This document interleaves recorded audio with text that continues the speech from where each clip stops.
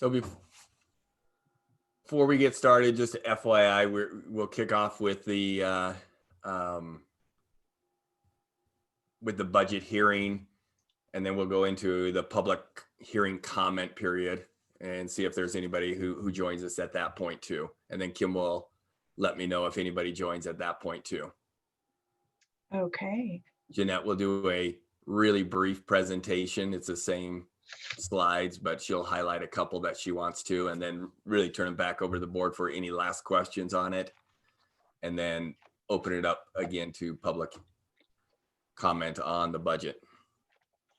Alrighty, so it is 6 o'clock, and I will call the August 25th Wenatchee School Board meeting to order.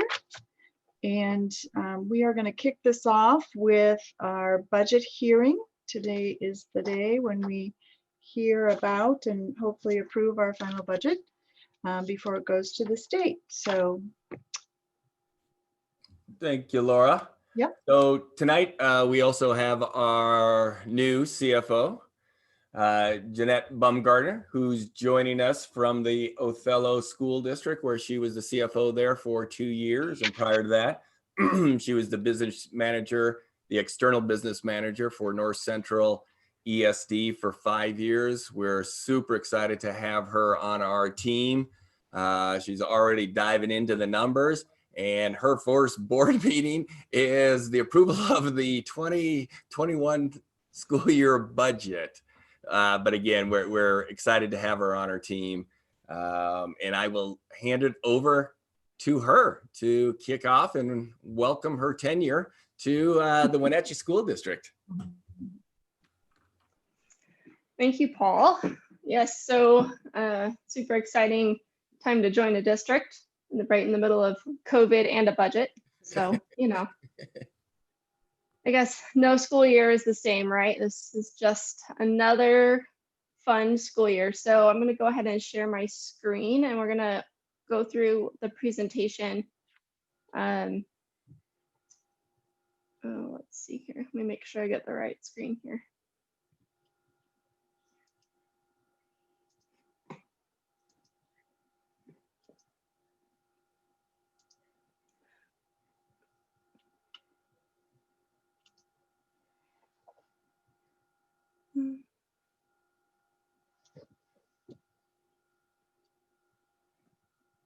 Sorry guys, this was a last second switch up in operations, so I have to give the system permission.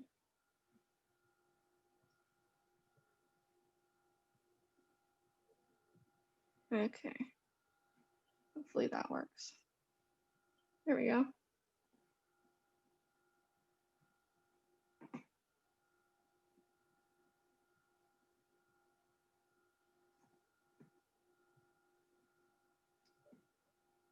Okay, so you guys will see that a lot of these slides are pretty much the same slides that Larry presented previously. So it should not be anything different. So it should be very much the same as what you guys have received via email. I believe that a few of the numbers changed from the last board presentation back at the end of June, but the board did receive updated information as well as the information that was available to the public. As Paul said, I'm just going to go through a few of the slides that are kind of high level, the important information that you guys need to know. And then if you guys have any questions as we go along, definitely feel free to chime in on those, ask your questions. I'm fine with questions as we go, and then we can open it up if any public has any comment as well. okay. Okay, so we're going to start on slide 4. So this is the summary. So again, high level, this is all of the funds. Get it down here. There we go. Apologies if you hear my dogs in the background. So this is a high level summary of all of the funds. It highlights the revenues, expenditures, beginning fund balance, ending fund balance. And then also at the bottom is levy information. So as you guys know, part of budget approval is also certifying the levy for the next calendar year. So the information here at the bottom, the very, very bottom line is essentially what will be certified to be taxed for 2021 calendar year. And so that is also, it's just normal part of the budget process. I just wanted to highlight that so you guys make sure you know that.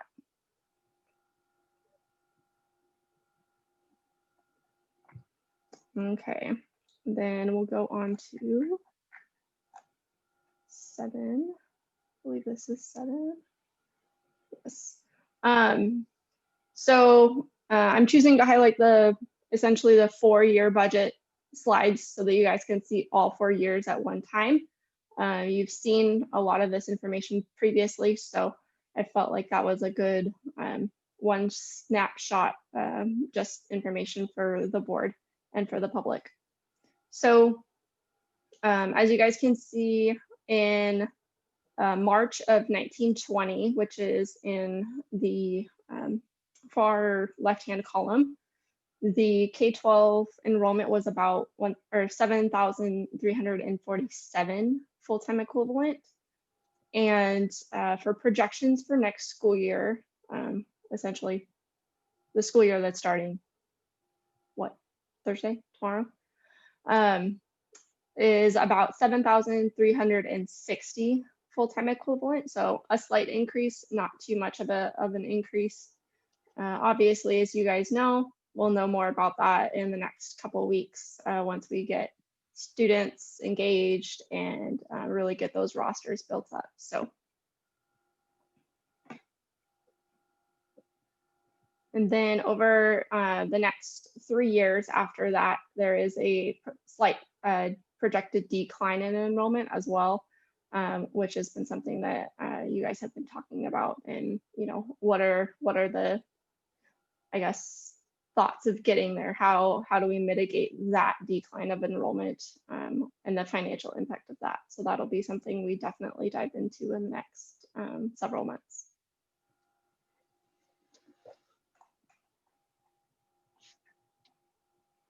So there are other categories of enrollment other than just K-12 basic education.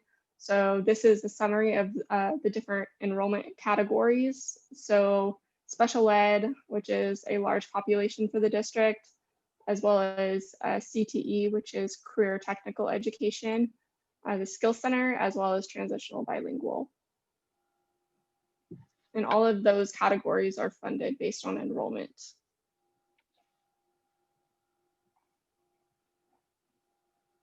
Okay.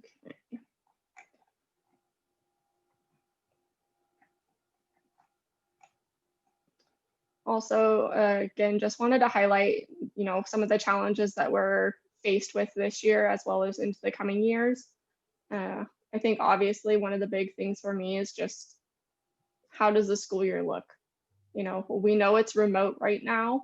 We know that we have a lot of different things than we had before. We have WIA, we have just so many different factors that we've never had to deal with before. And so what's the impact on that?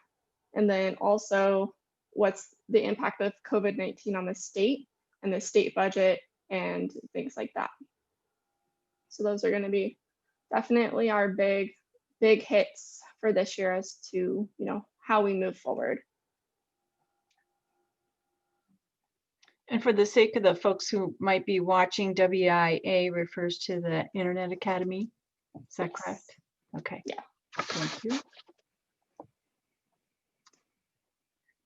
I'm sort of getting some of the acronyms for Wenatchee, so I'm trying to talk the lingo, but sometimes I talk it a little too much. So good clarification. And then also just the budget challenges going forward. You guys know you have regionalization, and that is declining over the next several years at a rate of 1% each year. And so that's going to just accumulate. And so mitigating that, as well as just the levy and levy equalization. What does that look like in the future? That changes year to year. It seems like it changes month to month as well.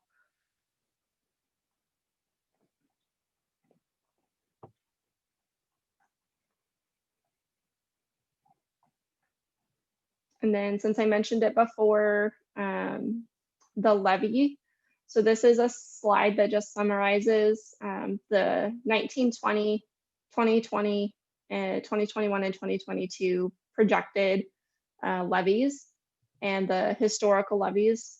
And so you guys can see the total dollar amounts, approximate rate per thousand, the LEA that was collected, just that high level information. Just because levy certification is part of the budget process. So you guys can see that change that went into effect. And that's part of the budget approval.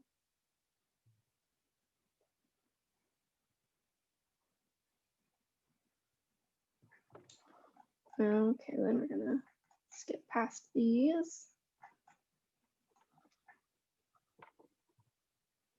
And I apologize for the yellow. It's very bright. It's very important, so it's very bright. So this is just a summary of the 4-year budget. It breaks the revenues down by funding source, and it breaks the expenditures down by program source and program operations. So it gives you guys that high level information and kind of categories of where the spending's coming from and what it's supporting. So basic education or special education, are they levy funds? Is it state apportionment dollars? Those kinds of things. And then also at the bottom, it has the fund balance information. So beginning projected fund balances, as well as ending fund balances base for each year. And this is just the general fund. Yeah, so did you guys have any questions on that? I don't want to put you on the spot necessarily, but I think what's always intriguing to me and of interest to the public, I guess, and Larry went through this in some detail. So if you don't have the details at your fingertips, my apologies for that. But we can see that the revenues between the 1920 and the 2021 school year jump by $5 million, as do the expenses. And we went through a complicated process of identifying what those differences were. Can you summarize that for us and the public? Yeah, definitely. So some of it, or I guess a majority of it, is the state apportionment. So there was different legislation, so different budget year, which means different state funding.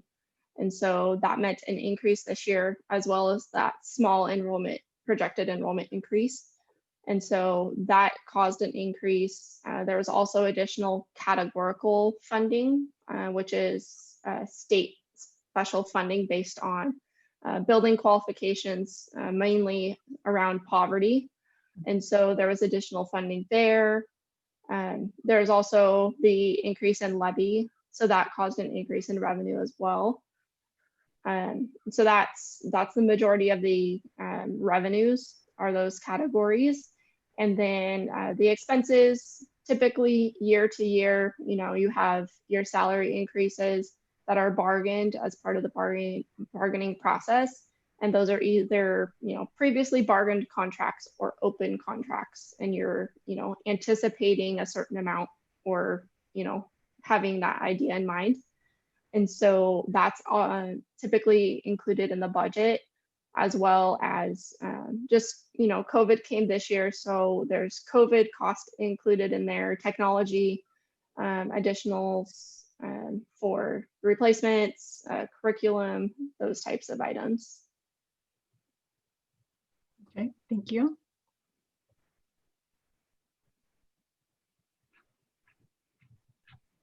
I think I'll just put in an interjection there. I think part of the cost increase is a change in the mix of students according to their categories and entitlements, and different students have different budgets. So there's an element of a more demanding mix of students in that escalation as well. Yeah, It's true. special ed, for example, right? Yes. Mhm. Yeah, you can literally see it in the columns under expenditures that you're speaking about, Martin, where special ed is jumping close to $1 million. CTE and Skills Center is, a slight increase, but state categoricals roughly 700,000. Federal programming, another couple 100,000. So you're spot on, Martin, when you're talking about those different categories is where it starts to add up. And what Jeanette said, when you have those increase in special ed, increase in poverty, and our CTE, you do see those special populations jumping a little bit more.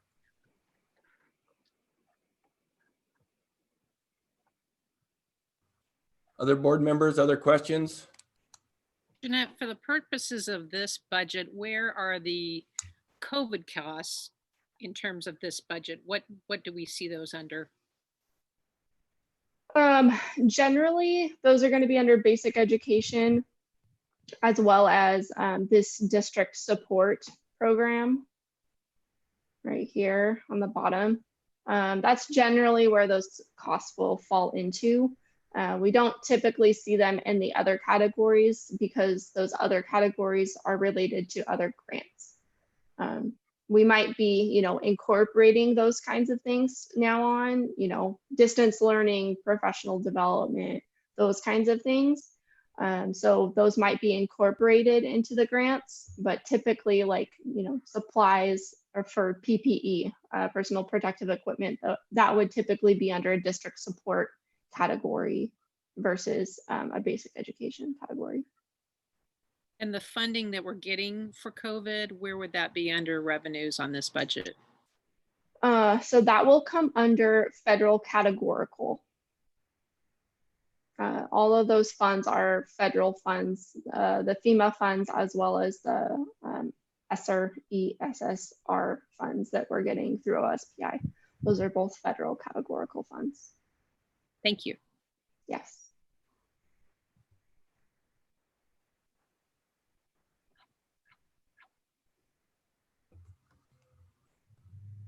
Okay. I'm just going to ask Kim real quick if we have any public comment on the budget hearing. Kim? Ron, have you received anything or any pieces? I'll go look real quick. Yep. Nothing. Okay. Laura, then back to you. Okay, great. Thank you. Jeanette, good first day in front of the board and the public.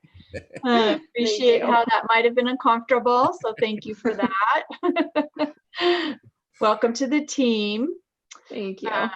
Okay, so that concludes our budget hearing and public comment segment of the meeting. We are now moving down. We are doing budget adoption later on in the agenda. So quick question, Laura. Do we need to formally open and close the budget hearing? No, we don't. Okay. We asked that question. I thought the same thing. My Illinois roots were coming back to me, where you had to open, close, and then start the new meeting. But here, we could, as long as it's encapsulated in the meeting itself, we're good. Okay. thank you. Thank you for the question and the answer. So moving on to the consent agenda, we have minutes of the special board meeting on July 29th and the regular board meeting on August 11th, vouchers and payroll, personnel reports, surplus report, and contracts. Is there a motion to approve the consent agenda? I move for approval of the consent agenda as written. Great, thank you, Michelle. Is there a second? I will I'll second second. that motion. Thank you, Maria. Is there any discussion? Okay, as usual, this will be a roll call vote. Please signify by saying aye if you approve. Julie, Aye. Martin, Aye. Michelle, Aye. Maria, Aye. And I am also an aye, so that motion carries. Thank you.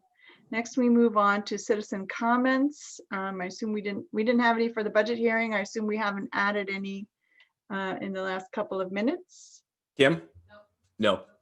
Okay, great, thank you. So on to discussion. We are going to be reviewing policy 4311 regarding our school resource officer. This is a first read. All right, Laura, thank you. I'm going to hand it to Mark quickly. This one is really clarifying when teachers and school administrators may ask for an SRO to intervene. But Mark, you want to give us a little bit more detail on these? Yes. All right. So school resource officer 4311, this is a brand new policy straight from WSD. So it is not replacing anything currently. And as Laura said, this is first reading, so this is informational. The only thing I really want to point out to you is this second paragraph here where it talks about the roles of our resource officers. And I met with them. We meet annually to talk about what they've done for the year and go over, just how things are going. So I met with them, and with everything going on with COVID, we haven't gotten in front of you yet, but we would like to do that once things kind of settle down. And the thing I'm pretty excited about is the first two pieces on here, the education and informal counselor, is where they spent the majority of their time this last year with our students, working with them. Obviously, things happened in the spring. It was all crazy. Our resource officers were out handing lunches. They were supporting kids and trying to make connections at home and trying to see if they could figure out what's keeping kids from getting online, and just really reaching out and helping our kids. That was pretty awesome. So unless you have any questions, that is the new policy. I just have a comment. There has been a trend, I guess you'd call it, of a number of districts around the country eliminating budgets for school resource officers. And I just want to bring that out as a discussion point. Personally, I've always appreciated the role of our SROs in the schools, and that they have played a proactive role. Enforcement and punitive activities are not the primary focus of their activities at the school district. So as far as I'm concerned, we haven't had any discussions about removing our SROs. It's not something that's on the horizon, but just want to recognize that that is a trend that's happening elsewhere. So if anybody else wants to comment on that or anything else regarding this policy. Laura, I would lead on from that by saying, I believe, hopefully, truthfully and accurately, we have a collaborative and respectful relationship in our community, and that we can build on with this SRO agreement. But related to that, the final paragraph of the policy talks about annually reviewing the agreement with the Wenatchee Police Department and performing training. And there, as it were, codicils and sister actions with this policy. I wonder, Mark, if you can outline a little bit about that, because I imagine the training will go a long way to making the community collaborative health work with police and community and schools. Yeah, I don't have it in front of me, but there's a whole list of trainings that the SRs are supposed to engage in. Some of those trainings were kind of shut down with COVID, but now they're coming back virtually. Our guys have been in those trainings. They talked about some upcoming trainings that they were getting ready to enroll in. So our guys are actively fulfilling every requirement that there is out there. They love their jobs. They love working with kids. So yeah, they're getting the trainings they need on it's a vast variety. And then as far as the annual meetings, yes, that's kind of what I was talking about. We want to get in front of you. I have already met with them, and then we'll share all that information with you at a board meeting upcoming. Okay, thanks, Mark, because I think doing good work there is what will make this whole issue that Laura discussed be handled well. Yep. So Mark, I have a question. With our current agreement with the police department for the SROs, do we currently have everything, the training that's it's kind of laid out in the agreement? Additionally, some other things that are noted here in the policy is the process for families to file complaints with the district and local law enforcement related to SROs. I don't know if we've ever had that in the past in terms of needing that, but it sounds like we need to add that if it's not currently part of our agreement to be consistent with the policy. So could you talk about how the policy might update the agreement in terms of any of these things, or if we have all those things already lined up? For training, 6.11 in the MOU with them, interlocal agreement, specifies that they will receive training per the RCW. We did it that way versus listing out specifically what they'd be trained in case the law changes, and then automatically that would come into effect any new changes. So it's not specifically listed in the interlocal agreement, but it is referenced the RCW where it does reference the specific trainings that they need to take. And I'm sorry, I forgot your second question. The other item that's listed next in the policy at that last paragraph is the agreement will include a process for families to file complaints with the district and the local law enforcement agency related to district SROs and a process for investigating and responding to complaints. Is that currently in the agreement? I'll have to look. I don't know. We've never received a complaint. So I will look for that and see if it's in there. I would hope that people would reach out to myself or the principal of the building in which it happened to start the process. But I will definitely double check that and get back to you. Yeah, I mean, I think there's just a number of things in this last paragraph that we need to be sure that our agreement is lining up with this policy, because we may not have everything in there, but I would like to see our agreement updated if it's not consistent with this policy. Yep, we'll do. Good point. Thank you, Michelle. Is there, I mean, this looks like a pretty boilerplate policy. I assume it's fairly consistent with what we're doing with them already or expecting from them. Anything notable as far as anything different that will happen as a result of this, aside from needing to update the agreement potentially? Not when I read through it, and then I looked at the WASDA's MOA that they proposed, and I kind of went through that. I went through that in more detail than I did the policy, just to make sure that MOA and our interlocal agreement matched, and I did not see any variations. I mean, it seemed pretty redundant to what we already had in the interlocal agreement. So I don't think there's anything in here that would be notable to talk about. Okay. Mark, currently we have two. Okay. And just a quick comment, kudos to them, because during the spring quarter I did see them out and about at different buildings, which was kind of neat, just to have them there greeting families, the kids. So good work. Yeah, I think it was great to still have them involved, even when we could have said, no, we don't need anything from you. I think that shows their dedication to the district, and I'm supportive of them, and I wouldn't mind in the future seeing more of them. Yeah.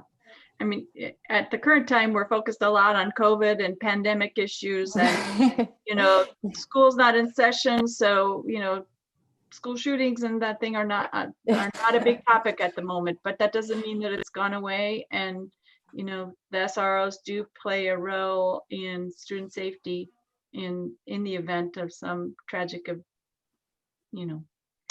encounter with folks with bad intentions. So for that reason, I also support and appreciate all that they do for our district. So if there's no further comment, this was a first reading, and so it will come back for second reading and approval at our next meeting in September, and that will be in the consent agenda. Is that correct? Okay. And so if you have any further questions or concerns, you need to get those to Mark and Paul prior to that meeting, and so timely they can be addressed. Moving down to our action items, now is the time where we will talk about budget adoption for the 2021 school year. Do we have any preamble to that, Paul, or should we just move into for the question? I think we'll move right into your question, unless the board members have any questions for Jeanette or myself. Okay, is there anyone willing to put forward and ready to put forward a motion to approve the budget, to adopt the budget for 2021? I think we have some wording here. Let me pull it up. It says, I move that the board recommend the adoption of the 2020-2021 budget resolution 06-20, fixing appropriations for the fiscal year 20-21 fiscal year. Perfect, thank you. I'll second that. This is Julie. Okay, is there any discussion? All right, so please signify by saying aye if you approve. Maria, Aye. Michelle, Aye. Martin, Aye. Julie. Aye. I am also an aye, so that motion passes. Thank you. Moving on to the next item, which is the Wenatchee Valley Technical Skills Center 5-year plan. Thank you, Laura. And we've got a couple guests with us tonight. First, we'll hear from Mr. Pete Jelsing, who runs and does an incredible job with Wenatchee Valley Technical Center. Today, side note, Pete's been working really hard on a new overall agreement with our other surrounding districts and the districts we collaborate with and partner with. But that was one of the top pieces, if you remember back to the audit that included the Wenatchee Valley Technical Center. It was making sure that our agreement was updated, and he has just really been working hard to move that thing forward. And today we just got it finalized by our attorneys, and he'll be sending that out for our first board meeting sometime in late September. So with that introduction, Pete, why don't you take it away? Thanks, Dr. Gordon, and cabinet and board members. Hope everyone can hear me. This is kind of an exciting day because it's the eve of getting back to work and getting with students as much as we can heading into tomorrow. Tonight, myself and Mr. Buchholz want to share out our 5-year plan, me for the Skill Center, and then for Jake, CTE at the high school and middle school level. I'm going to go ahead and share out my screen, and so we can take a look.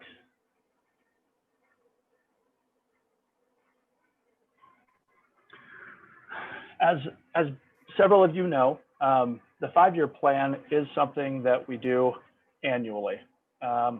It is part of the Perkins Grant, and this is a component that needs to be added, attached to it to submit to OSPI. I really look at it as kind of a checklist throughout the year.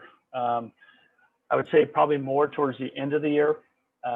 We really sit down, take a look, not just with myself, but with the instructors and their advisories, just to see, okay, what do we need to focus on?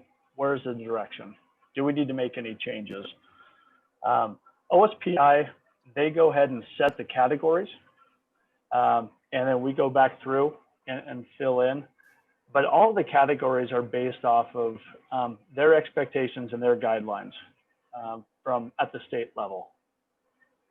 I think what I'm going to go ahead and do is we'll do an overpass. I'll go through each criteria. If there are questions, comments, something that you would like me to take a little bit more time on, stop me, and I will be glad to share that out.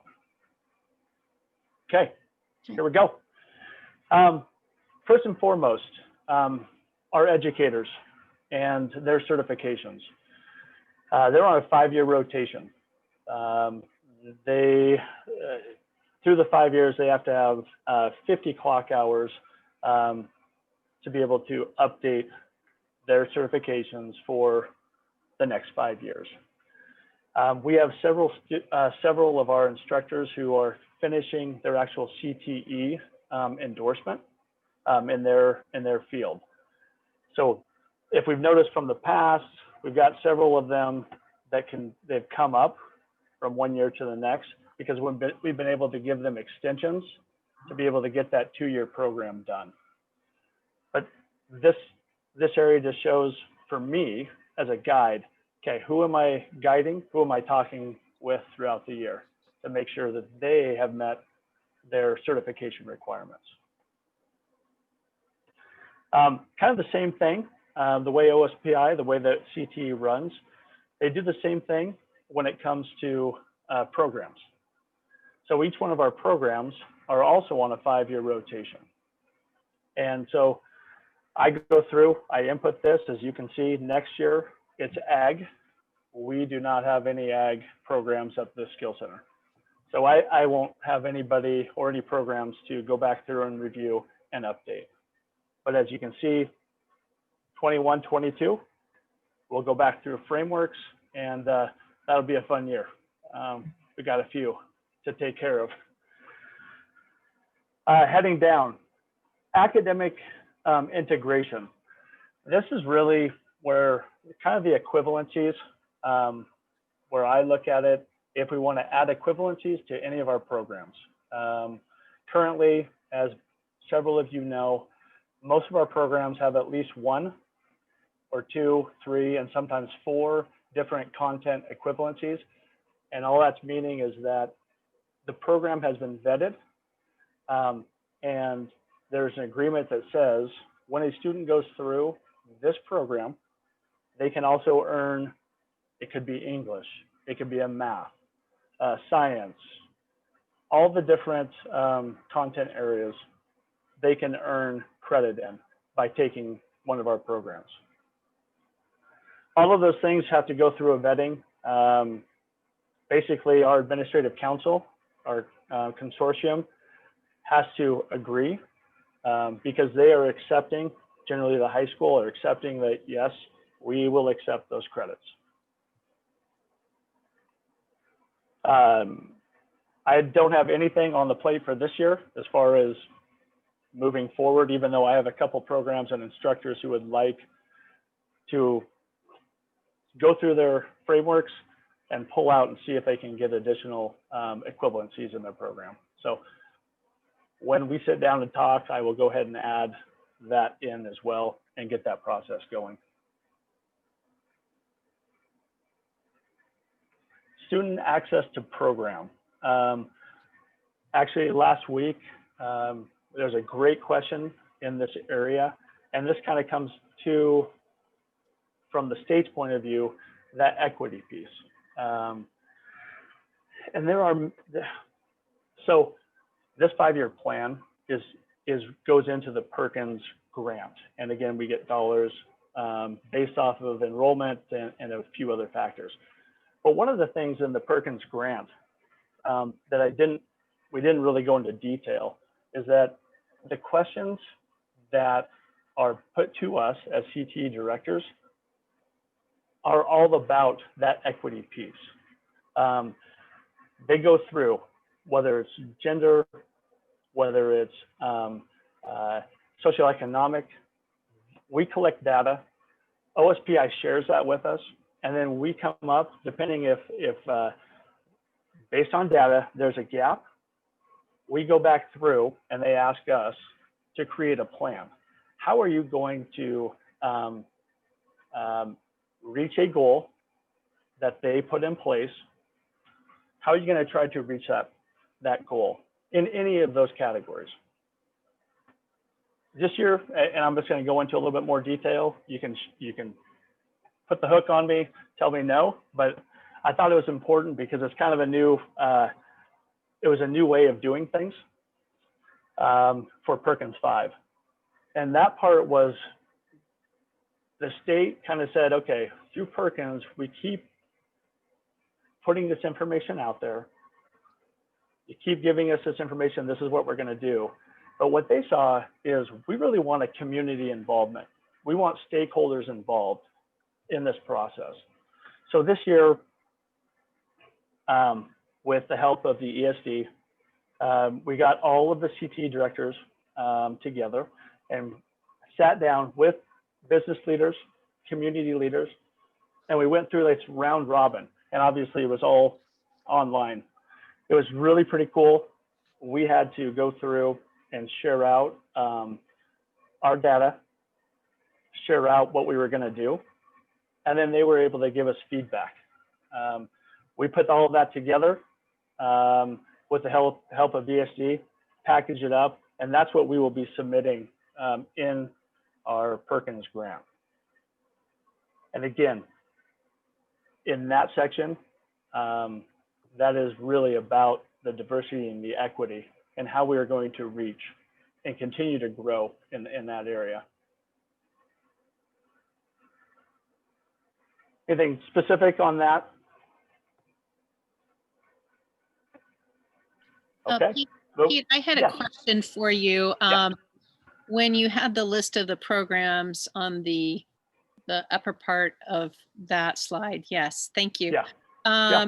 I know a while back you had mentioned about having some kind of, I don't know if it was a nursing assistant program or nurses aid program or something, and I didn't see that on the list. I was wondering if you could talk about whether there's hopes for that in the future, because I noticed you had an entrepreneurship possibility. So I'm just, I wanted to bring that up since you're here. Thank you. Yeah, exactly. And I think, so this is, and you're exactly right. It continues to be a process, and I shouldn't say what ultimately hinders, but is space and dollars.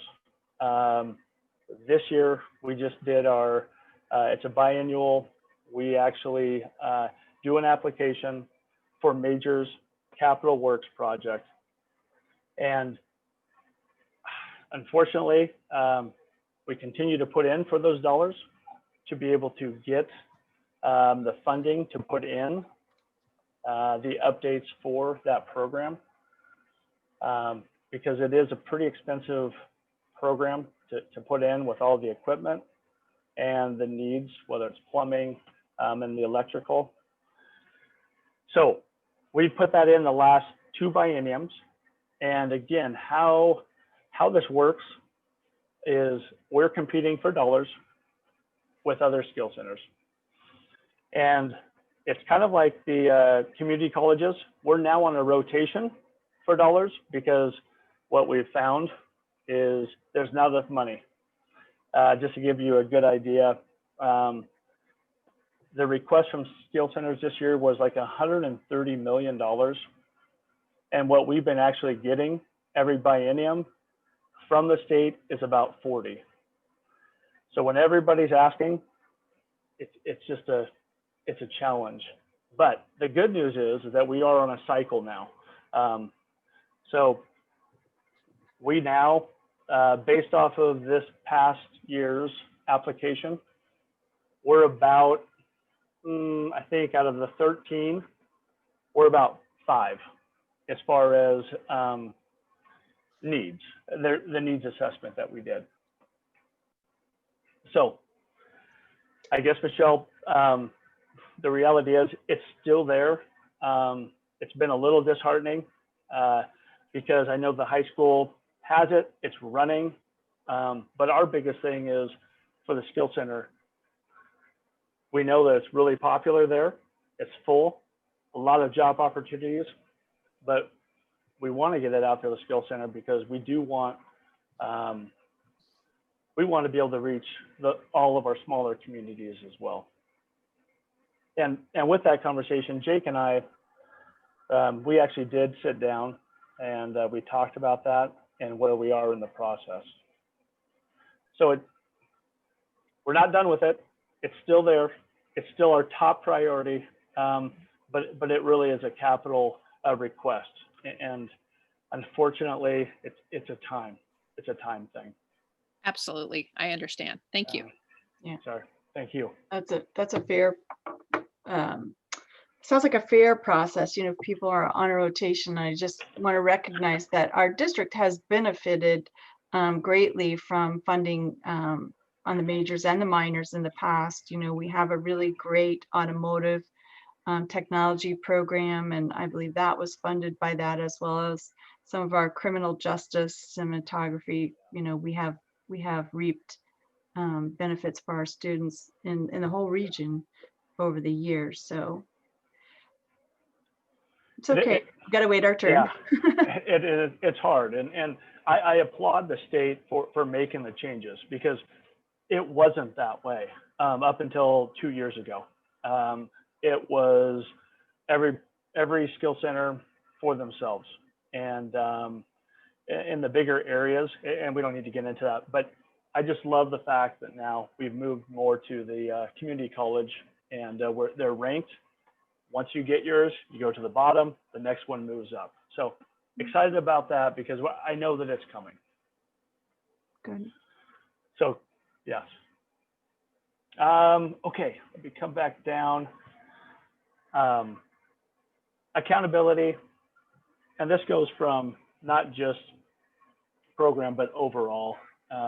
We've got a list of the different things, but I'm just going to come back and tell you the biggest piece is our Perkins Grant.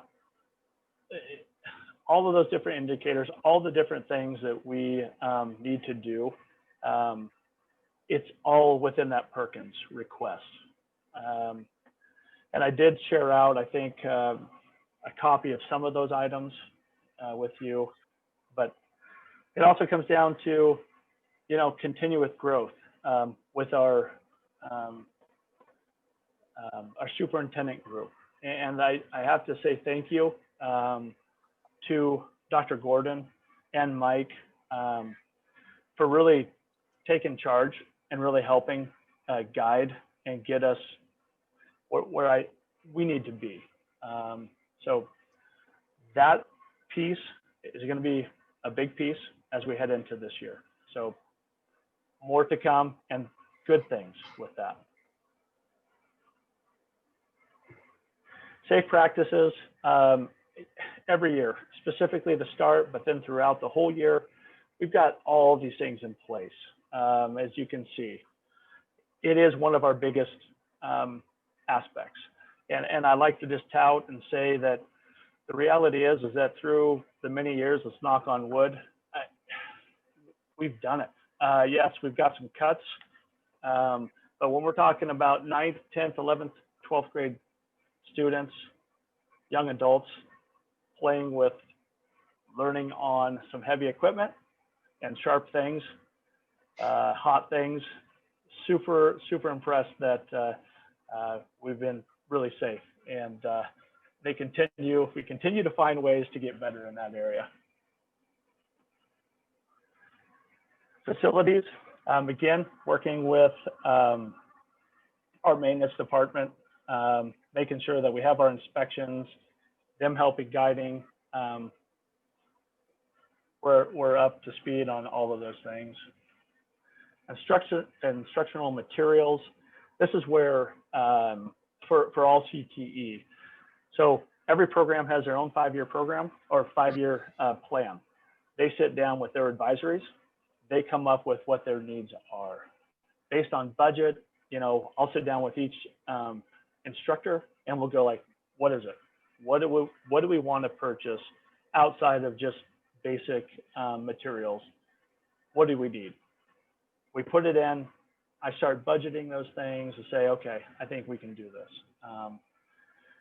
It's a great process because it is, one, it goes to their advisories, which are industry leaders in our community. We then sit down and we talk through those things. I will say, as a high note, as we head into tomorrow, I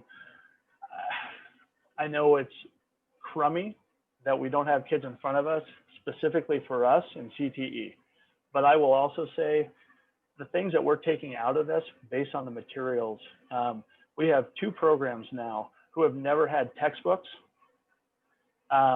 They've kind of built their own curriculums because that's the way they've wanted it. But through this process, we've been able to say, hey, we got to do things differently. We're going online. It has to be laid out.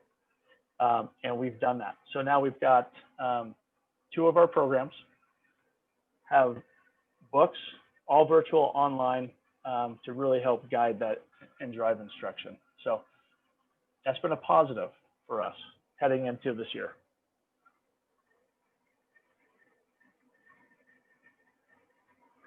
Leadership and employability, big parts of what we do. I like to think as staff continue to talk, the actual hands-on skills are important, but as we listen to industry, it's the soft skills. And this is an area that we continue to talk about and continue to find ways to really engage students, and how do we get them communicating and working with adults. And again, the attendance, being on time, those are key.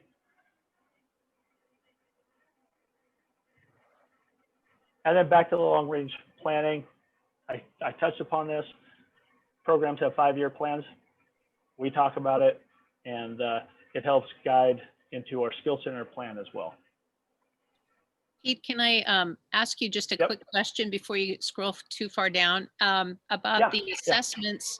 You had Skills USA, and I know that's been a huge part of Tech Center, and I see that it's 15% of the students' grades. So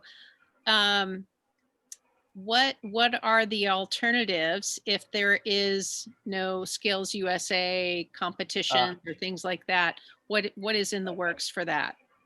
Great. Yeah, so what I will just share with you is the competition piece is a small part. Skills USA, I know we're known just like all the other organizations that are out there for CTE. The end of the year, obviously we have those competitions, but throughout the whole year, Skills USA puts out curriculum in soft skills as well that we use. But the bigger part for us is we use Skills USA more as the thought process of the competition can be local, and we do. So we'll continue to do local competition, hopefully, because normally it's second semester when we really start that. If not, if we don't have the competition, then we're gonna have to make adjustments. It just depends on how much things are able to open up for us, whether it's a small groups or not. So yeah, you're right. I mean, we'll have to make adjustments. But as far as the 15%, there are different activities and assignments that students do individually as well. Thank you, Pete. Yeah. Awesome. Okay. Advisory committee. This was a big one. Paul mentioned this earlier. Last year, as most know, there was findings specifically to our administrative council. We have, as a team, really been working hard to get things up to date. Our first meeting will actually hit on most of the findings. So we should be able to get those taken care of, cleared up. But the biggest piece, I think, was, and I appreciate this, Dr. Gordon just stepping up and saying, okay, these are the things we need to do, and getting through them. So I like to just tell everybody that we're going to make those things happen, make them happen. We'll be meeting 4 times this year. But even with our administrative council, the updating of the consortium agreement, we'll take care of that. But even our individual advisories, they will continue, and we can still meet with industry leaders as we head into this year through Zoom. Anything specific related to that? Because I do know that that it was kind of a big conversation.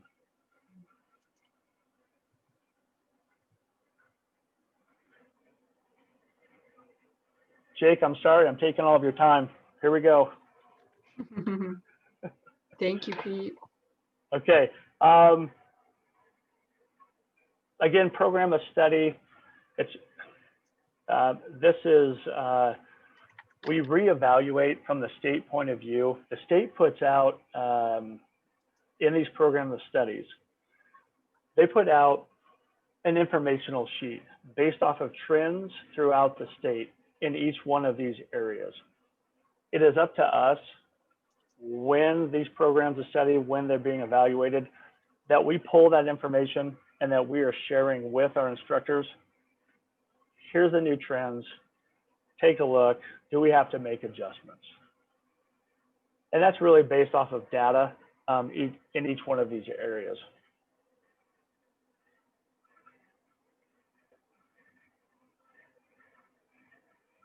Laura, are you looking at that?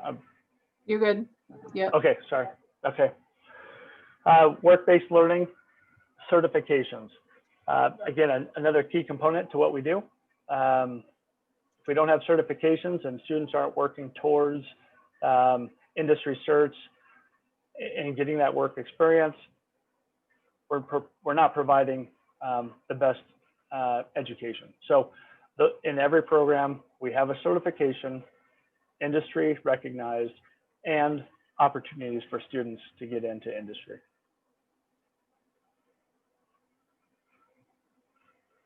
Career guidance, we've been using Zello.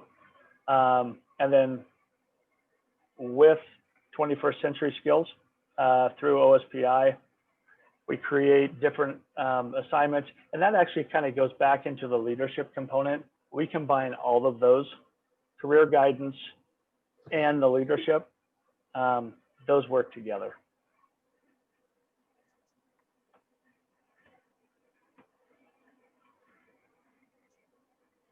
Program evaluations.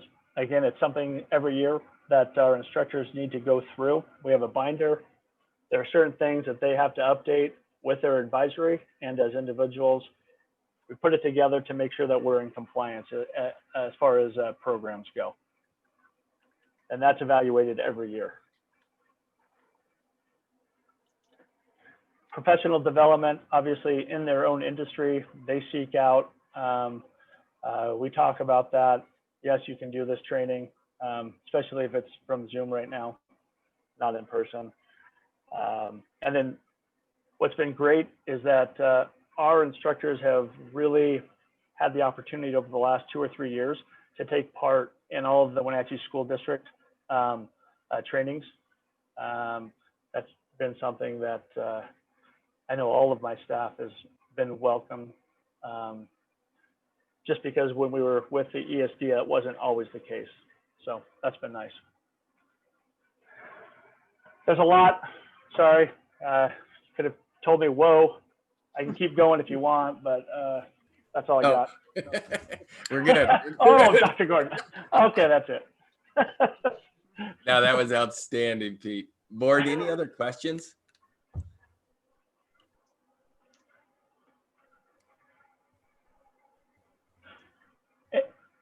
Anytime. I always encourage, please. I mean, if it's not related to this, you know, and I know the process. I guess talk to Dr. Gordon.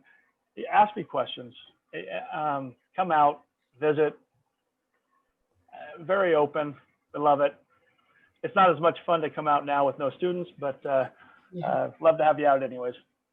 Yeah, appreciate all your work on this, you know, especially, you know, during a time when the program, which is experiential in nature, it's, you know, not happening face to face. And that's gotta be just maddening for all your instructors and for you and for the kids who learn in that way. So I know you're trying to be adaptive, and I know you mentioned Richard Keto's, you know, coming up with some innovative ways to teach culinary arts, and I really, really, really appreciate those efforts. So on a timing issue, seems like in years past we've gotten this, you know, like right at the last second where it needs to be signed and submitted. What's our timeline on? We approve it tonight? No, I mean, that's up to you, but we have a couple months. Laura. We Oh. just wanted to get it out there, see it. I don't have to submit, we don't have to submit Perkins, and not until I think November, mid-November. I was going to save this common question for both of you at the end, but it looks like we're talking about it right now. And I think I know the answer. I was going to ask if you were satisfied that these were fully compliant plans. And I think the answer is that you'll find out by OSPI approving or not approving. But related to that, do you have a relationship with OSPI that you can sort of preview your plans and feel very comfortable? That would relate to board members signing them ahead of time. Or do you work this cold by yourselves and then feed it up? Martin, I'll just kind of field this. The answer is yes. I can share this with a few different people at OSPI. From their point of view, a lot of this information, the 5-year plan is the overview. It's the details. So as I go through, and as Jake goes through, the true understanding and or checkoff is the details in between here. So example, I'll just use a couple without going too deep. Licensing, you know, if they were to come through and they're not up to date, and I say that, yes, I mean, I have it here, that would be a finding. If I was to go through, another big one would be down at the bottom, our program evaluation. If I was to say, yeah, I'm doing this, and then they come through and do an audit, and I don't have documentation to back that up, a finding. So again, I look at, they want this to be a checklist. I mean, this is a checklist. Do I know? Does Jake know? Do directors know what needs to be in here? And are they doing those things? So I guess, Martin, to be really blunt about this, they want to see that I know, that Jake knows what's expected, but the details are in what we complete. No, I think that's fine and that's great. And actually for both of you, Jake, I haven't heard you yet, but looking at the written plans in both cases, as a new board member, this was a very informative and thorough checklist, and it gave me a good sense, I think, of the range and criteria that you use. So for both of you, I wanted to say no questions from me because it made a lot of sense at an overview level. Thanks. Yeah. Thank you. So currently tonight, we do have this as an action item. It's up to the board if they want to table it, and then we can put it back into consent. But what I heard Pete say was this plan will be approved by OSPI. So, and in addition to that, we have two plans. Do we want to take each separately? What's the board's pleasure? Are you prepared to approve this plan tonight? Would you like to see it on the consent agenda at a future meeting? More time to consider. So are we voting on this one separate from the general CTE program? Yes. So Paul's saying yes. So so we would need a motion to move it forward. I would rather not put it on consent agenda in the future, just because I think there are a lot of details, and obviously I had some questions and other people had questions. So I don't know if we have, do you just want a motion right now? Yeah, I mean, if the board wants, my only piece was if the board doesn't want to take action tonight, and if they want to, I don't know if there would be any other changes that Pete or Jake would be adding to it. So I would recommend the board take action tonight because I agree with Michelle that I think it should be out, and it should be these kind of detailed presentations that Pete did. He was teasing himself, but I think that's what the board's looking for in these plans, is to hear directly from the directors and the leaders of these organizations to give the board all the information they need prior to taking it. I think Martin's question was a good one. you know, where are you at with OSPI? And I think Pete was being just really dead honest about what it is this piece of the checklist, but he has the details. And that's, I think, what you heard tonight were his details behind the plan. And I believe that's what you'll also hear in a few moments, hopefully, from Jake. Maybe or maybe not. Maybe Pete just keeps talking. I just have a comment regarding the equity, because I know I had asked a question before our meeting about that. So although it's not part of the 5-year plan structure, I'm wondering if at some point the CTE and the Tech Center can share kind of their thoughts and their how they're going to implement greater equity in their programs for our district. I would really be interested in having that discussion or conversation or presentation at a future meeting, because you know, I think it came up when we were approving the trailer a couple of months ago. Yep. So I would welcome that conversation in front of the board. So I'll have Mike work with Pete and Jake and look at kind of that beginning of October for the 3 of them to come back with that idea around equity and what does that look like in the CTE world. Great. Perfect. Okay. Does that preclude you wanting to move forward with approving the plan tonight? No, it doesn't. Not for me. Did you want a motion for the Tech Center first, and then we'll move on to the CTE? Okay. Yes, please. I'll make some kind of motion. I move that the board approve the Wenatchee Valley Tech Skills Center 5-year plan as presented. Thank you.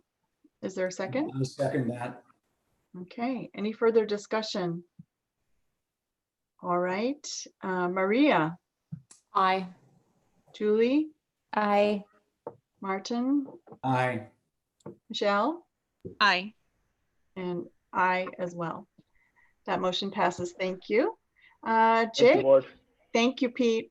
Appreciate it. Jake, you have the floor. Hey, all right. Thanks for having me. I will go through and share my screen as well.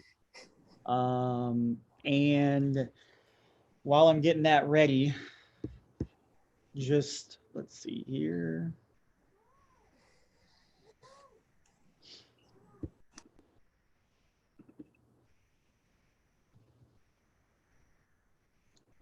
Are you guys able to see that?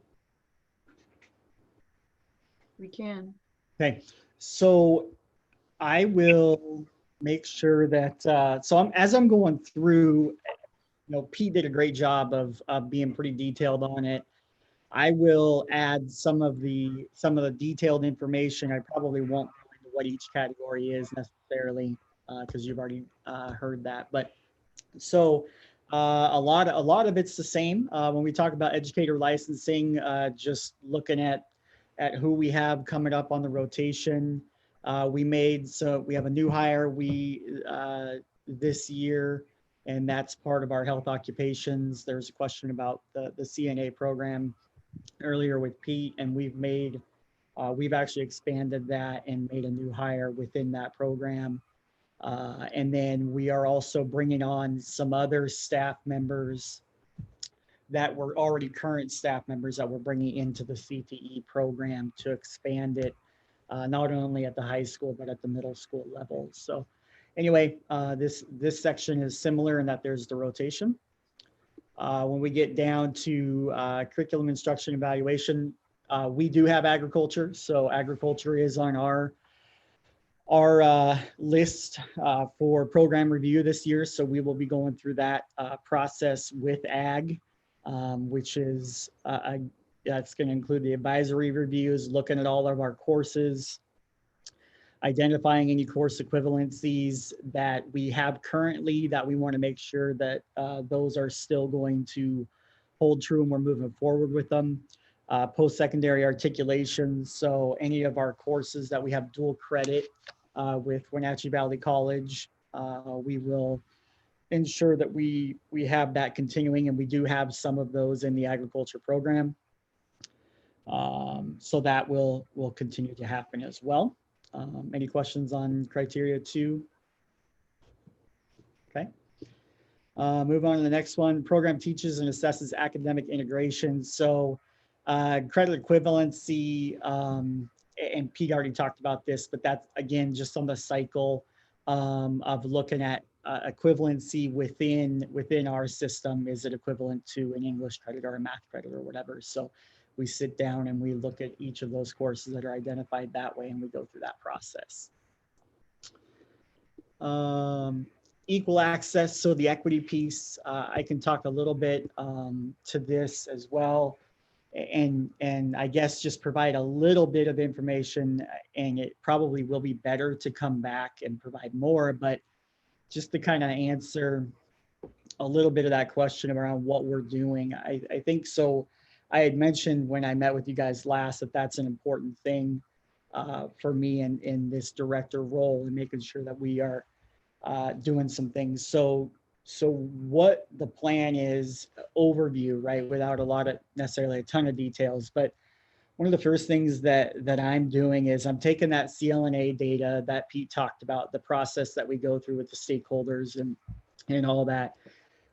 I have that data that shows me, you know, okay, here's your overall your gender diversity within CT, you know, 50% male or 51% male, 49% female, you know, or something like that. But, and that's overall, and we have race and ethnicity and low income. So we have that kind of overall data. But the next step that we're going to be working over the first half of this year to make sure that we get in ahead of the process for the scheduling for the following year is to dive a little deeper into the program areas and look at all of these same populations and the same metrics, but looking at, again, program area.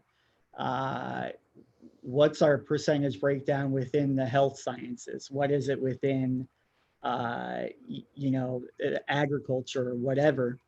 But and then going beyond that, what's our breakdown of students that are actually attaining the dual credit piece? So we offer dual credit, but how many are earning the dual credit? So really it's a pretty deep dive into what are our outcomes within CT beyond just what we have with the CNLA process. So from there, it's identifying the programming that we need to bring in students, student surveys, making sure we're seeing what the barriers are to individual programs or dual credit or whatever. What's getting in the way if you're not partaking in that? So, and then, like I said, bringing in different programs, whether it's ROTC or you know, allied health programs.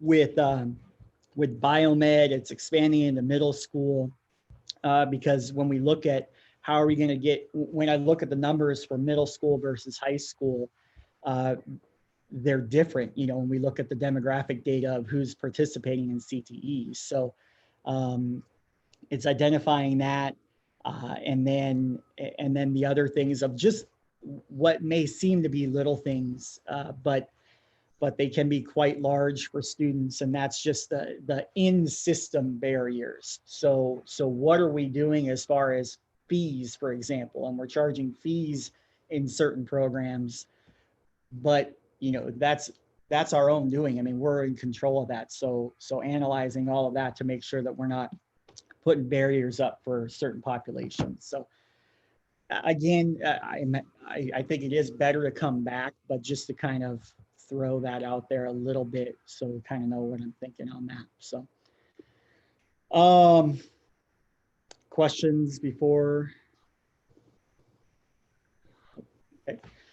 Process used to evaluate, so accountability, so industry recognized certificates, Pete talked about that a little bit, dual credits. So analyzing when we have a program that kids are taking part in, one, are they completing it, what we call completers? So are they moving through the sequence of courses? If they are moving through the sequence, are they actually accomplishing Are they gaining the industry recognized certificate?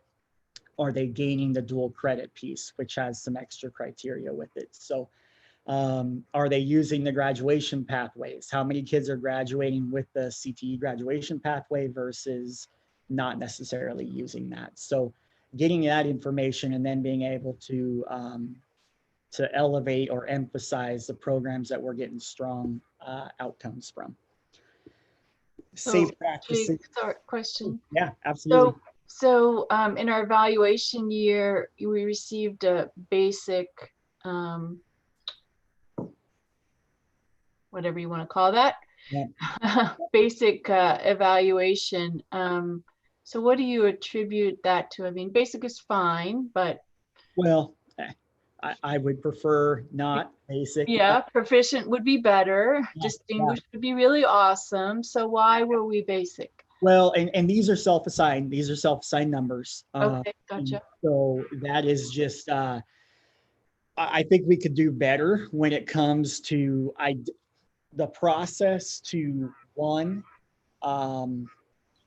get more classes dual credit articulated. Two, get that information to students so they understand how that process works, how it can help them. Three, make sure that we're following through, because not only do they have to meet the criteria of the grade in the class, but then we've got to do better as a system around the back end, making sure that they're understanding how to get those credits applied to their Wenatchee Valley College transcript if they choose to go to Wenatchee Valley College.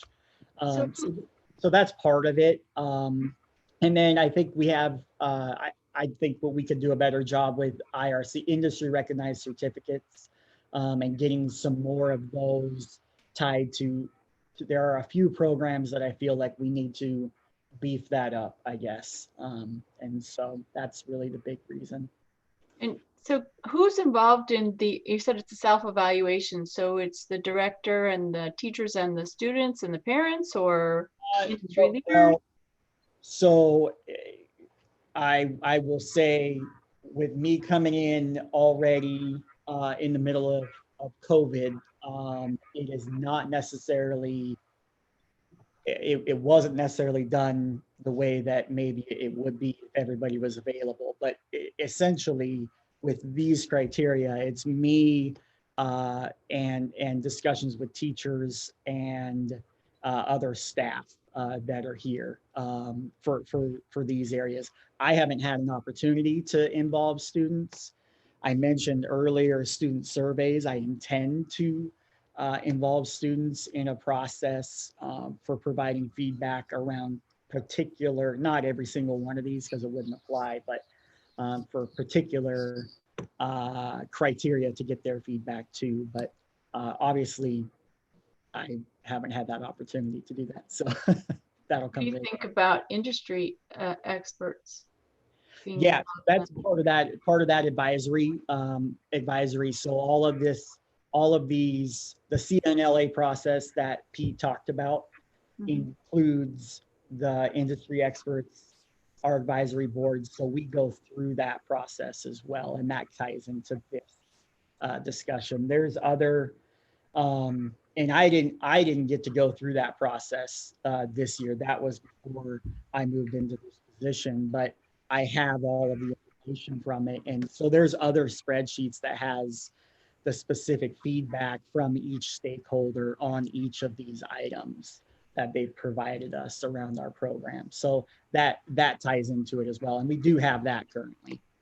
So, and that'll continue every year. So, great. Yep.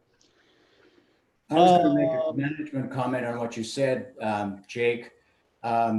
Self-evaluation, in my opinion, normally is the best way of performance appraisal, because people are often harsher on themselves and set improvement goals that otherwise would be missed. And I think you gave a pretty good illustration of that when you talked about where the basic came from. So I think even if you have outsiders rating you, the strongest driver for improvement is self-evaluation, and congratulations, keep it up. Thank you. Safe practices, my light went out, so it might get a little dark in here. Safe practices, same thing Pete talked about. That's something that our instructors hit pretty hard, specifically in the courses where we're talking about health fields, our agriculture, where they're working with machinery, mechanics, fabrication, and whatnot. So facilities. So this is a process again with advisory committees and staff. We look at long term. There are quite a few things, and it's the balance of what we do right now versus if there's other future, other facility projects that are going on, how does that tie into it, and making sure that we are making smart decisions with what we're able to do in a timely fashion, but isn't necessarily something that's going to be replaced too soon, and that kind of thing. So that's kind of the balance right now. It's also really around, when we look at facilities, what facilities are going to impact kids, not only right away, but substantially if possible, and to the number of students that will benefit from it. So those are things that go into it.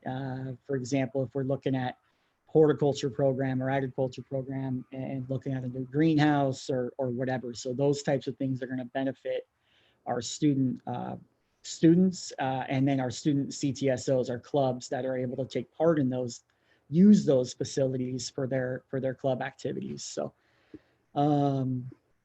instructional materials, so this is around just the other resources that aren't necessarily facility based, but other resources. Example here, in 2021, we're looking at, again, agriculture is up for program review. So we're looking at, do we need to refresh or improve our some of our equipment, whether it's our CNC plasma. So it's, I can't remember the name of it now, but anyway, the issue is, so we need a new machine. There's a new industry recognized standard with that. There's new training that goes with that.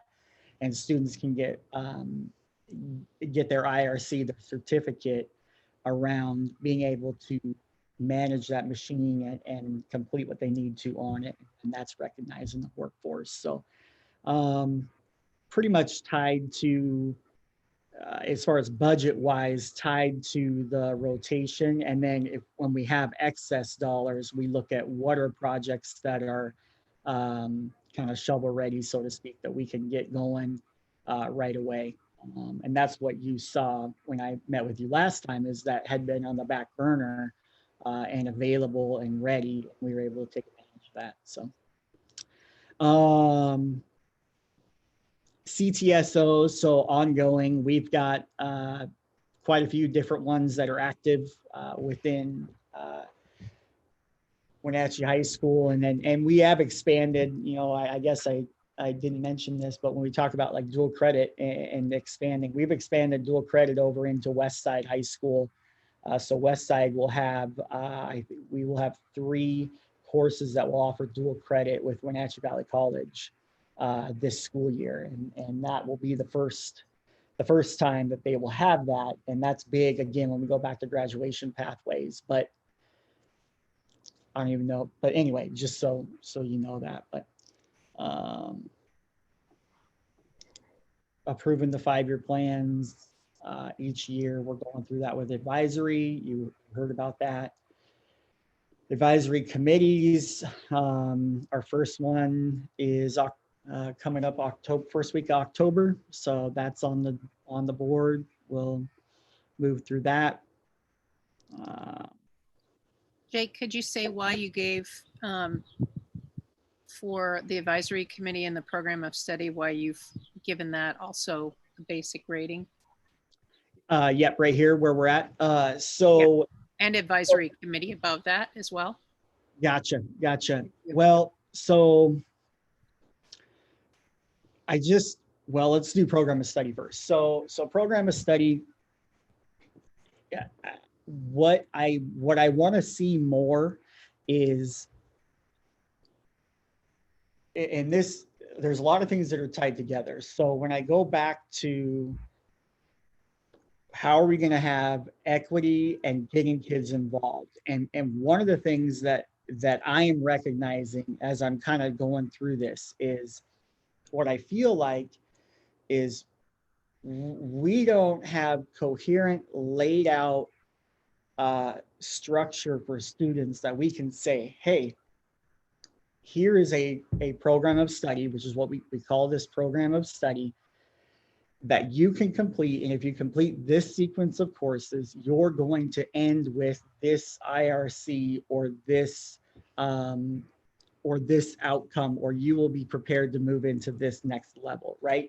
Like, that's not laid out well enough, in my opinion, to one, help students understand why they would want to be a part of this program of study, rather than just a random course, right? Or I'm interested in that. That's great. That's good. And we will always have students that want to take individual elective classes because they're interested in it. That's fantastic.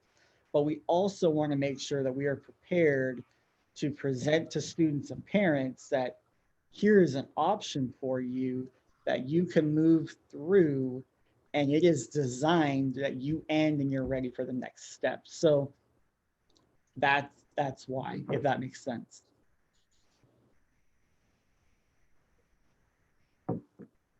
As far as on the advisory committee, just, I think we can grow in who we're inviting to the advisory committee, like who's a part of our committee, I guess, would be the best way for me to say that. I just think there's room for growth on who we have at the table, and making sure that we're getting voices heard from all sectors of that would tie into that program area within the community. And so I guess that would be my answer to that. If there's follow-up, I can answer that, but that would be my answer. So Thank you, Jake. Criterion 13. So this is work-based learning. So work-based or work site, two different things, but we have both of them. And we will continue with that. And so when students have jobs, which oftentimes the student already has the job, and then they find out that they can earn credit for the work that they're doing, but and that's going, and we want to continue that. I actually do want to improve it. So I probably actually, I'm looking at it, I probably wouldn't have it a 4, but I think that there's things we could do there, and it's really around tying the work-based learning to the coursework that they're doing in school, if at all possible. And sometimes you can't. I mean, we don't have control over what job the student's able to get. I mean, there's a job market too that kind of controls what they're able to do. So it doesn't always line up, but I'd like to be able to build on that and build a program where we're getting students connected to jobs that are tied in with their program of study. So that's that. Career guidance, we're using Zello a little bit from above here. We're continuing to fund a career center position. We are working on getting that position filled. It's going to be career center, but it's also going to be a lot of what I talked about earlier, the work that needs to go into identifying our gaps right now and looking at the data, putting all that stuff together. And then also the dual credit. So there's a lot that ties into it, but that work is starting. And so that person is working through that process, or will be working through that process with me. We have Zello, we're using that currently. Program evaluation, annual basis, we're looking at it. And the professional development, going to conferences, And then they're finding a lot of times there's other options as well. And yeah, that's it. So that they're taking part in. So I will be done. Very good. Thank you so much, Jake. Are there any other questions from board members? Jake, you mentioned the Zello for 7th and 8th graders having an account to kind of explore careers for CTE in the future. What other middle school opportunities or classes are you considering for CTE? Like kind of branching out. We are right now, we are this year expanding into health class medical detectives, which will ultimately, the idea is that will lead into a biomed Project Lead the Way program at the high school. And then we are looking at moving our science classes more towards the STEM CTE where they're able to get some of the CTE funding, and we can work through that process again with the idea that all of those opportunities will expose kids to different careers within these areas. And then when they get to high school, they would choose a program area that matches up with what they were interested in. Okay, thank you. Great. If there are no other questions, I would entertain a motion to approve the CTE 5-year plan. So moved Thank you. for the CTE program. I'll second. Great. Is there any further discussion? Okay, Michelle, signify by saying aye, please. Aye. If you are approving. Martin. Aye. Julie. Aye. Maria. Aye. I am an aye. So the motion passes. Thank you, Jake. Great job. We look forward to seeing how the program evolves under your leadership in the future. So appreciate that. Thank you. Thank you. Next, we have policy 3205. This is a sexual harassment of students prohibited policy that has emerged from some Title IX changes. Is that Mark? Give me Mark again. All Mark? right, there he is. Yep. So a little bit embarrassed to present this to you because it's essential that we present these changes, but the only changes to policy are the words "the" and then the new legal reference at the end. So I have a lot to tell you. That's pretty much it. Okay. Yeah, All right. they required that this updated policy be in place prior to students starting. Yep. So that was not an us Oh, thing. man. That was a them thing that they required us to have this approved. Okay, which must mean that some districts don't have it, I guess. So good for us. But that's relatively simple and straightforward. Is there a motion to approve? That's first reading. That's Oh. yeah. No, Under action, no, Oh, this is the final one it because they needs to need be it approved before. prior to students Okay. Yeah. tomorrow. You're So, right. all right, I'll move to approve policy number 3205 as amended and presented. I'll Aye. second. Second. Oh. Go ahead. I will second. yeah, multiple seconds. Okay, so if you are in favor, please signify by saying aye. Julie, Aye. Maria, Aye. Michelle, Aye. Martin. Aye. I was worried for a second there. I am an Different voices were coming out of different places. That would be 5 ayes, so this motion passes in time to begin the school year tomorrow. So thank you, Mark, for your hard work on that policy. Next, Anytime. may all your policy revisions be so labor intensive.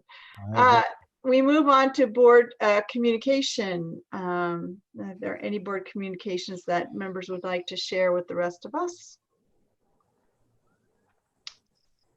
Hearing, oh, I just want to say I want to thank all the staff for their endless hours of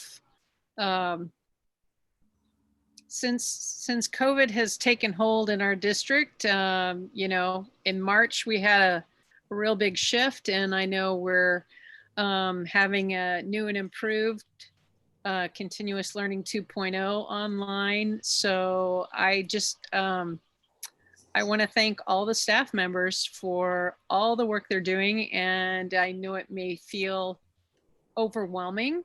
And we know how much more work it is for the teachers to be doing things online. And so I can't thank the staff enough. And thank you, Paul, for just keeping us updated with all those changes. I know it's kind of a moving target every day. So, but thank you all. Thank you, Michelle. okay. And I would just want to echo that as well. I know that, you know, working conditions are possibly more stressful with the concern about, you know, whether folks are going to be exposed or not. I do appreciate the transparency that our leadership team is taking in, you know, informing everybody of, you know, when there's a potential exposure and encouraging folks to social distance and wear masks and, you know, follow the guidelines and protect themselves and everybody else. It's going to take all of us, you know, to be successful and to move us to the next stage where we can have students and staff together in the same room. That will be a glorious day for all of us. Very much looking forward to that. Are there any other board communications this evening? I'd like to echo the thanks of everybody. And I want to add one other thing, the welcoming nature of each principal's video message that came out this week. Each school showed a slightly different personality and individuality, and I'm hoping that it gave us a sense of belonging. And in particular, I think it's the first time we had Spanish voiceovers, and that involved community helpers. Thank you. Gracias a los ayudantes de la comunidad. Thank you all. I thought that was pretty nice, and getting out in person in those small groups that we're doing to supplement it for the people who don't look at a video. I think that's something that shows a very human face of the school district and put a lot of effort from every employee of the school district. So thank you. Thank you, Martin. I have to agree. And I also want to say, you know, thank you as a parent. Thank you for the information, you know, presenting it as soon as you guys had it, you know, what the plan was, you know, the resources available. As a parent, that was really key. I think it just says that we're going to kick off the school year. It's going to be a great start. We are, you know, we know what we're doing and we know what the expectation is, and it's going to, you know, it's not what we all hoped it would be, but this is awesome. You know, we're going to make it a great year. And like I said, the communication, the organization, everything about it, like Martin said, you know, having it in Spanish as well, the snail mail that came in, the emails, the social media, everything I think kept parents in the loop and well informed. And that really does put us parents at ease. So I appreciate it. So we're excited. Thank you. Yeah, I'll just jump in too and say I appreciate all the hard work that I know everyone has put in, all the last minute changes that you had to deal with. You know, I know things have been changing so quickly that letters are being crossed with we can and can't do this. So I really, you know, we've been inundated the last couple of days, I'm sure, between the 2 schools and the 3 kids I have of different notices and announcements. So I really do appreciate the teachers reaching out personally via email, text, phone calls, just to make sure that we absolutely know what we're doing these next couple days. I know we're not going to be 100% all live enrolling tomorrow. There's going to be some hiccups and some things, but just getting that communication out there, making sure that you know, we've got it. We know what's going on the next couple days. I really, really appreciate it, because it's a lot for everybody. And I know there's going to be some trials, some errors, and I think we're all in this. It's not what we all hoped for, but they've done such a good job of just making sure that parents get the information they need so that we can at least show up at our Zoom meeting tomorrow morning. We'll take it from there, day by day.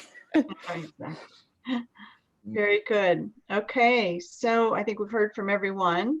We will move on to our superintendent's report now. Board, thank you. And I know our staff appreciates it because everybody has really come together to make tomorrow happen. This is what we work for, is opening day, and making sure, you know, we're going to be opening our doors virtually this year, unfortunately, but we're still excited. We're still excited for the first day of school, and we've been working really hard to get to this point in time. And I'm going to have different cabinet members jump in here and just give you a quick update from their level of what they're doing, because it has been a true team effort. So a couple pieces that I spoke, we had our staff joined us last Monday. We had our big kickoff. Getting very different than being in the Wenatchee High School auditorium, and you have close to 1,000 people, if not a little bit over 1,000 people. You have vendors, you have just that energy that many of you have experienced in the past. And it's such an incredible, tangible environment that there's no way to replace that. But I was really pleased with the work that the cabinet team put into directors, principals, to really make last week a really special time to connect, to really talk about our outcomes that we're seeking. And quite honestly, the amount of time around the technology team. And I cannot overstate this enough. The amount of time Ron Brown, Ray Burks, every one of their tech support people, they were on triage all week. I would be remiss if I did not say the stress level from Monday, Tuesday, it was really high amongst our staff and our teachers. And that's just honest truth. By Wednesday, we started to see it come down a little bit. Thursday, a little bit more. But this has been the most challenging opening to the school year, I would easily say ever, because this is something we've never done. We had a springtime emergency where we literally had like 3 days to turn around our world. And that was different than not knowing our kids. I mean, we don't have those same relationships. We don't know our parents.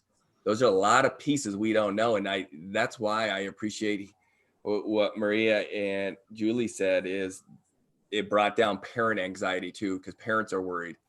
Tomorrow's a big day for parents too. And oftentimes we forget about that. That's just as big a day for our parents as it is for our kids. Kid bringing their kids to school, no matter if it's high school or preschool. It's an exciting day in everybody's family. So I know there's also a little sense of loss there, but I'm excited about tomorrow, about opening our doors virtually. Two themes that I hit on with our staff was, knowing the Wenatchee School District, we will rise up. We will face this challenge. We will overcome the obstacles that come in front of us. And you're right, there are going to be things that we're going to stumble, trip, and fall. But the other piece that I spoke about was a Kenyan proverb, sticks in a bundle are unbreakable. And for me, it is about teamwork, from the board to the cabinet, to our certified, to our classified, to our parents, and to our community. We truly are unbreakable when we're together and we do this work together. And that doesn't mean we always have to agree on everything, but it does mean that together we're going to move this organization and our students forward. That is our promise. It has been the promise that I've made on day one. It's a promise that I'm making today that we're going to keep getting better. And that's what excites me, because when I jump into tech breakout rooms, teachers are joining these on their off days. Let me be clear, on their off days, because they want to be ready for tomorrow morning. They want to be ready more than anyone else. They want to make sure everything's ready to go, that the links work, and they know what Canvas looks like.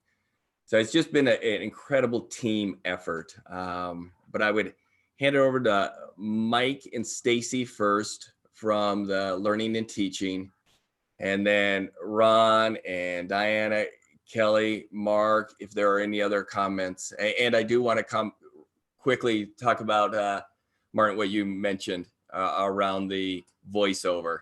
I too was just blown away with that. But Diana later on will tell you, I mean, that was not an easy lift, and that needed to be partners. And there was a part of it that looked like the old Kung Fu movies where the voices were going, we have language over here. It was pretty amazing, but Diana will make sure, I want to make sure she speaks about that. So Mike, Stacy, you want to talk just briefly about learning and teaching and where your teams are at? Sure, thank you. Board, thank you so much for the kind words for our staff, and extending those to our building principals and all of our teachers and staff who have worked so hard to get us here. As far as secondary, their focus is on connection, and the connection with the technology piece, like literally handing out devices the last few days, getting our families connected with the technology, but also the human connection. It's all about relationships. It's all about setting up our students and our families to be as successful as they can be given the situation that we've got. I just want to reiterate how proud I am of our secondary school principals. I've been sending out just kind of some feeler messages to them to see what kind of support they need. And what comes back is just this overwhelming sense of hope and optimism and their resilience. They're like, we don't have all the answers, Mike, but we are going to get through this. We've got this. We're going to take care of our kids. We're going to take care of our families. And so that's the focus for all of our building principals. I work most closely with the secondary. And so I just want to give them a huge shout out. And as a school board, I want you to know how much they appreciate hearing those kind words that you were saying and sharing for them. So Stacy, I'll pass it to you. Thank you, Executive Director Lane and Dr. Gordon. Thank you, Board of Directors. Just really briefly, I'd like to share with you an update on the progress of launching the 2021 school year from the K-5 leadership level. And instead of taking my words for it, I'd like to give you a quick summary from 5 of the 8 principals that I met with at 4 o'clock as they huddled together to make sure that they had everything set and in place. So I have 5 principals, so briefly. One principal said things are going well. A huge round of applause to all of the hard work of all of the staff. We are all learning new things like Canvas, Remind, and Zoom, and we are putting our best foot forward. Teachers are feeling ready and as best they can. Principal 2 said, you know, the kickoff has always been the same. Now we are rewriting the script in 2 weeks. People handle change in a variety of ways. The majority of teachers feel better when they are better prepared for the new school year than they are now in the midst of a pandemic. But there's nothing that we can do to make this situation better or easier for the staff. Principal number 3 said, thankful for the school board and then the cabinet for endorsing Launch to Learn. Otherwise, we would have had a lot of substitute teachers right now. It would have been too overwhelming. So thank you so much for that. And to start, this has started the right way at the K-5 level without this time to get to know families on a personal level. They could not imagine what it would have been like without Launch to Learn. Principal 4, we're almost there. It's a late night and we have an early morning. Principal 4, the time we have had together spending time to prepare the Launch to Learn implementation has been a real highlight. A huge round of applause to, again, the school board for approving that opportunity, and a huge round of applause to the educators and their bravery for the last few weeks. Last one, principal number 5. During the professional learning days, the reading science facilitators, who we now call impactors, really knocked it out of the park. In one particular elementary building, this principal said that he met with 3 of the reading science facilitators prior to the professional learning days. They reviewed everything that would be spoken about with their staff, and the principal stated that he is totally on board with this literacy initiative. These are his words, not mine again, which means that the knowledge and practices of how, essentially, what this means is that the knowledge and practices of how Wenatchee School District teachers teach all scholars to read will be a reality. So he also mentioned if he is on board, the staff will be on board. And I would like to add that leadership matters. So we're going to, in summary, I would just like to say that we are going into this school year as an elementary staff with a fresh coat of paint in terms of instructional sophistication and technological advancements. I also would like to highlight the evidence of a highly functional professional learning community at the K-5 principal level. They have been demonstrating all spring and summer what it means to have flexibility and grit. And I want to thank them during this pandemic. The leaders have needed to change class rosters more than once in the last 2 weeks. And that is again evidence that they have demonstrated flexibility and grit. To think that at 4 o'clock on the night before school, 5 of the 8, 3 were too busy, 1 was changing a roster again, that they could all have smiles on their faces and have a real sense of team spirit. I think that that speaks highly for what our families can expect and anticipate in terms of a successful 2021 school year. So fresh coat of paint, we're going to knock it out of the park, and we're super excited to see those littles tomorrow and for the next 7 days. Thank you. Thank you. Thanks, Mike and Stacy. Ron, anything that you want to add on the technology? I know your voice is probably just done. I think at last count we trained about, if I did a head count, we trained 3,000 to 5,000 bodies throughout last week. We had lots of simultaneous trainings. Our staff have done incredibly well. We're using our help desk very efficiently, and our team of tech helpers are doing their best to accommodate everybody's needs, because as you might guess, and we've spoke about this as a previous meeting, we have made 5 years of progress in 6 months with our staff.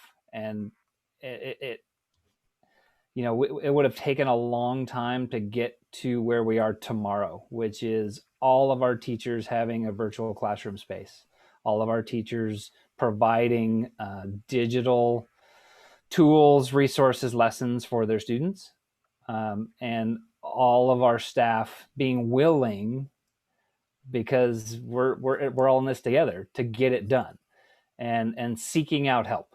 So there's no dumb question. There isn't any of that, and I don't see that when we get asked help. It is, I want to do what's best for my kids and families. What can I do better? What can I do different? How can I be more efficient? So that's what we're trying to help people with. I don't want to sugarcoat anything. It is a huge learning curve what our staff has accomplished in the last week and a half. We chose a learning management system at the end of July. I went through a 9-week implementation in 2 weeks. And that 9-week implementation in 2 weeks should have involved about 25 to 30 hours of training potentially. And we did our best to offer that to our staff asynchronously as they were ready to benefit. They leveraged each other. There is a lot of champions across the district who helped out their teammates, who walked across the hallway in their masks and were helping out with their Canvas pages and digitally in our office hours. So I just commend everybody for standing up and moving themselves light years in some cases. So I thank you guys for supporting us. We had some devices show up that we ordered in the spring, and we're expecting more. We had some hotspots show up. We're going to be able to accommodate some families there who are of most need to get online. And we're expecting a large shipment of the rest of our devices during September. So we're one of the, I would call us one of the luckier school districts. Some school districts are going to be waiting into December, January. Current data from our vendor tells me if I would like them for next summer, order them by October. So that is the state of manufacturing and the supply chain that we're currently facing in the U.S. at least. So just a big thank you to the board of directors, our cabinet team, and my tech team, but just all the teachers, because they're the ones that tomorrow morning have to face the students. I don't have to face the students, and I'm in a position of helping them, but that is going to be a very nervous time for staff. So I want things to work well for them, and I'm pretty darn confident they will. But we're also ready if things don't. So knock on wood, things work tomorrow morning at 8 a.m. and Zoom doesn't crash and Google Meet doesn't crash and all these systems, because it's a nationwide thing. Everybody's going through this together. Very, very few school districts are face to face, and those who are also doing things online. So it's an incredible stress on many of our systems. But I think we're in a very good place due to the support from the past and support moving forward with our technology, our network, and our support systems. So I'm encouraged and I'm hopeful, and I think it'll work out great. And I hope I hear good things from parents. Yes, Ron, thanks for that honest update. Diana, on the communication front? Yeah, absolutely. It's been a wild ride on the communications front all summer long and leading up to the start of school, where we've had to pivot strategies and really think differently about how we communicated with families and what methods we used. As we approached the start of school, and we could really sense that that anxiety amongst our parents. I mean, you could probably feel it in the grocery store if you ran into a friend, and everybody asking questions about, how's this going to look, what this is going to look like for my child, and how I'm going to do this. We felt it was really important to get our principals out there.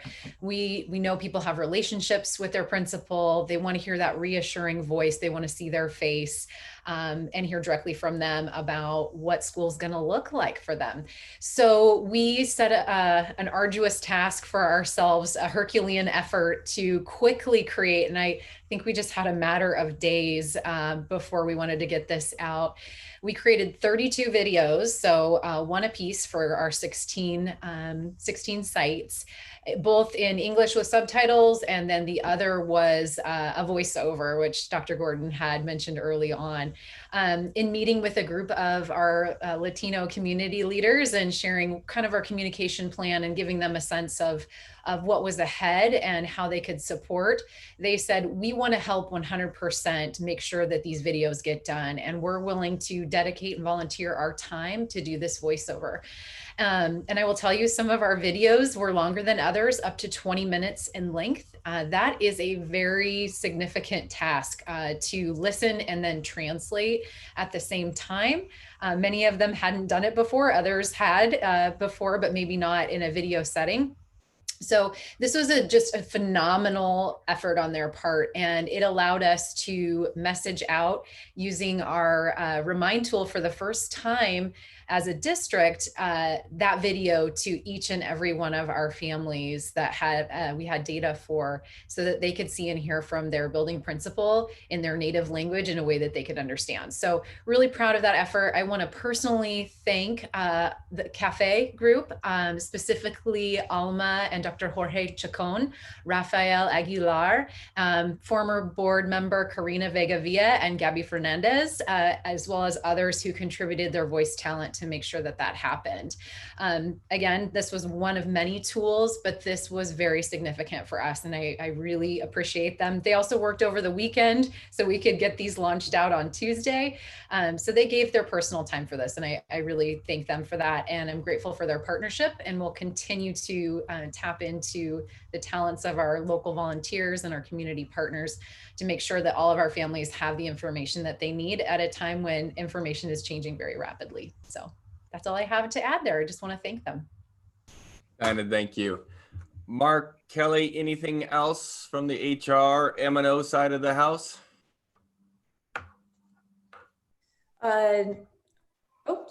Not much really to add.